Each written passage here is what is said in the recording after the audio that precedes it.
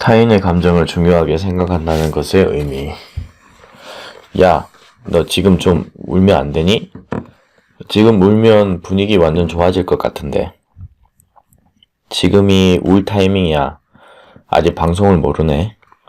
방송에서 실제로 말하기도 하지만 굳이 언급하지 않더라도 출연자의 얼굴과 눈빛을 보면 서로의 눈물을 원하는 느낌이 그대로 전해질 때가 있다. 이처럼 방송 프로그램에서 자꾸만 타인의 눈물을 강요하는 경우가 있다. 예능에서의 눈물은 감동을, 다큐에서의 눈물은 진정성을 느끼게 해준다. 그래서 울만한 장면에서 서로 긴장하며 이 시점에서 누가 울어줘야 하는데 라는 눈빛으로 서로를 바라보기도 한다. 그러다가 마침내 누군가 눈물을 흘리려는 기미를 보이면 서로 달려가 묻는다. 무슨 일이야? 왜 그런 거야? 뭐가 그렇게 힘들었어? 라고 묻고 자연스럽게 방송을 감동 코드로 연결하려고 노력한다. 그것이 꼭 나쁘다고 말하는 것은 아니다. 방송이 아닌 강연에서도 그런 연출을 하는 분들은 많다. 다만 내가 말하고 싶은 것은 그렇게 연출을 해서 타인의 감정을 움직이려는 사람도 있지만 반대로 있는 그대로의 사실만 전달하며 타인의 감정을 소중하게 생각하는 사람도 있다는 것이다. 우리는 후자에 주목할 필요가 있다. 얼마 전 가수 이효리가 자신이 사는 제주도 집으로 시청자를 손님으로 초대해 함께 생활하는 일상을 보여주는 프로그램이 방송되었다. 아르바이트생으로 소녀시대의 유나가 나왔는데 매우 감동적인 부분이 있었다. 상황을 설명하자면 이렇다.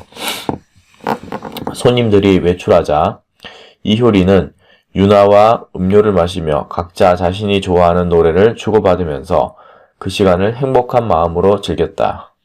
얼마나 시간이 지났을까? 이효리가 선곡한 노래가 흘러나왔다. 잔잔한 목소리와 피아노 소리의 조화가 매우 아름다운 곡이었다. 이때 약간 고개를 숙이고 노래를 듣고 있던 유나가 갑자기 눈물을 흘렸다.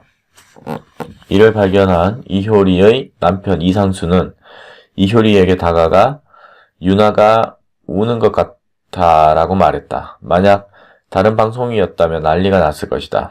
앞서 언급한 것처럼 이렇게 잔잔한 방송에서는 언제나 감동 코드를 요구하기 때문이다.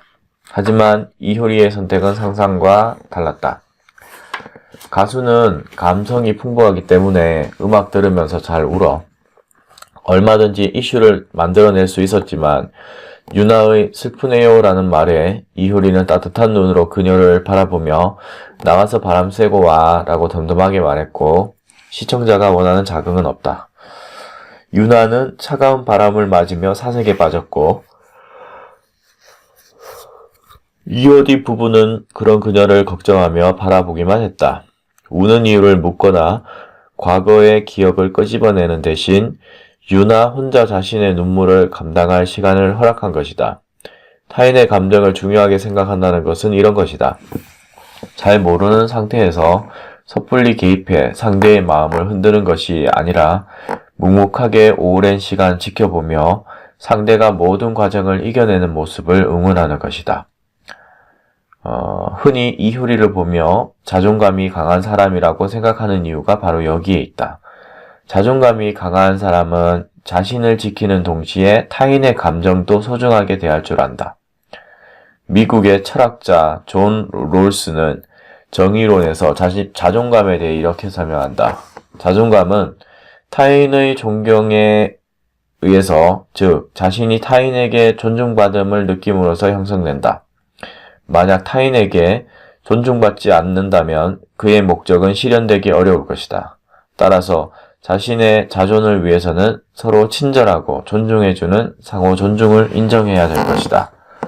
진정으로 상대의 감정을 소중하게 생각하는 사람은 다음에 3단계 과정을 통해 타인의 마음을 있는 그대로 받아들이고 감정을 이해한다. 상대가 존재하는 풍경을 안아주자. 누군가를 이해하기 위해서는 그가 느끼는 감정을 이해해야 한다. 그러기 위해서는 모든 감정이 분석할 대상이 아닌 인정의 대상이라는 사실을 기억해야 한다. 이효리가 유나에게 그랬던 것처럼 개입하지 말고 그저 그 사람이 존재하는 풍경을 바라보자. 어떤 이유가 있겠지. 많이 속상할 거야. 그러니까 힘들겠지. 내가 모르는 사정이 있겠지. 이렇게 인정하고 그 사람이 머무는 풍경을 따뜻한 눈으로 바라보자. 그럼 이전과는 다른 것들이 보인다. 그것을 마음으로 감싸면 상대를 온전히 안을 수 있다. 모든 분노에는 나름의 이유가 있다. 누구나 화가 날 땐 이렇게 말한다. 내가 괜히 이러는 줄 알아? 모든 분노에는 나름의 이유가 있다. 하지만 우리는 대개 자신의 분노에만 관대하고 타인이 느끼는 분노에는 이유가 없다고 생각하거나 쉽게 풀 수 있다고 생각한다.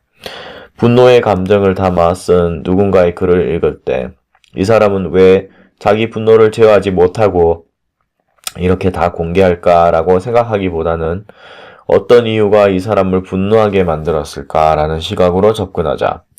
그가 느낀 감정을 예상하지 말고 그가 느낀 감정을 그대로 인정하면 된다. 함부로 판단하지 말자.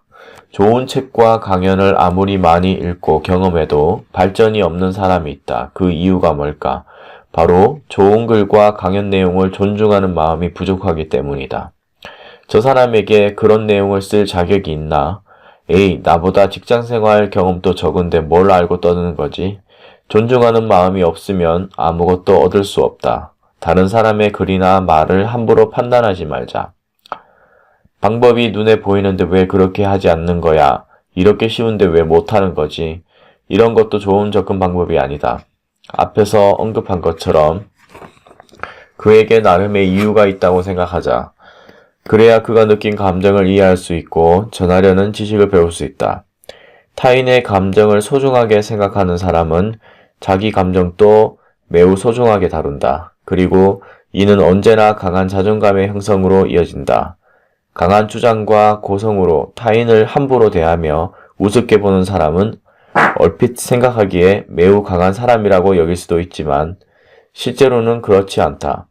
타인이 존재하는 풍경을 안아주고 그의 분노에 녹아있는 나름의 이유를 발견하며 어떤 일이 있어도 함부로 판단하지 않는 사람만이 자기 자신도 소중하게 생각할 수 있다.